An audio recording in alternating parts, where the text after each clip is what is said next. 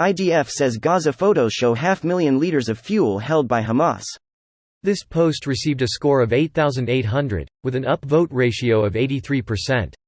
Here are the top comments in response to this article. Do they have any way of knowing what's in the tanks? Couldn't they be empty? I was told you can tell how much is in a tank by the temperature. Full tanks take longer to heat up in the sun and cool down at night. I'm not sure what the actual source of the intel is, but this makes sense. I've heard of financial groups using thermal cameras on drones to gain information about the oil market. It's definitely possible. Edit. An article from 2009, 14 years ago. OFC, it's the finance bros who figured this shit out lol.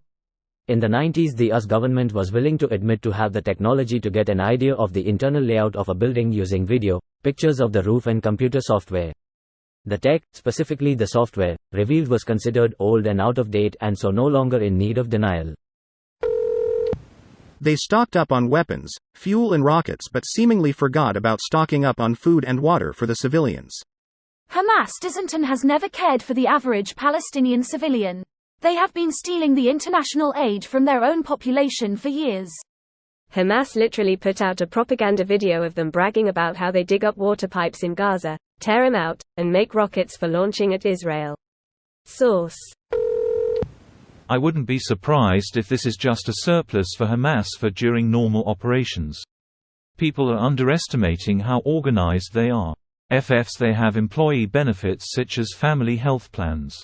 They have months' worth of fuel, food, ammunition and medical supplies in their tunnels. One of the purposes of the tunnels into Egypt was smuggling fuel. The reality is they don't give a shit about the civilians. Greater than the reality is they don't give a shit about the civilians, but that's the point. Everyone is chastising Israel for cutting off electricity, especially to places like hospitals, when this fuel could have kept things running. It's very weird to me since this seems to be a unique expectation of this conflict. I've never seen another war where one side is expected to provide food, fuel and water to the enemy and is accused of war crimes when they don't. Militaries cannot starve civilian populations as one of the rules of war, and that applies to Israel as well. What makes Gaza unique is that Israel is the only source of those resources by the environment and their own and Hamas design. Gaza is resource poor and cannot sustain itself without serious effort. Normally a civilian population can sustain itself or get food from allies. This video was automatically created by Reddit to speech. The article and comments in this video were selected from Reddit according to their upvotes, and any paraphrasing was performed by smmry.com, without any human intervention.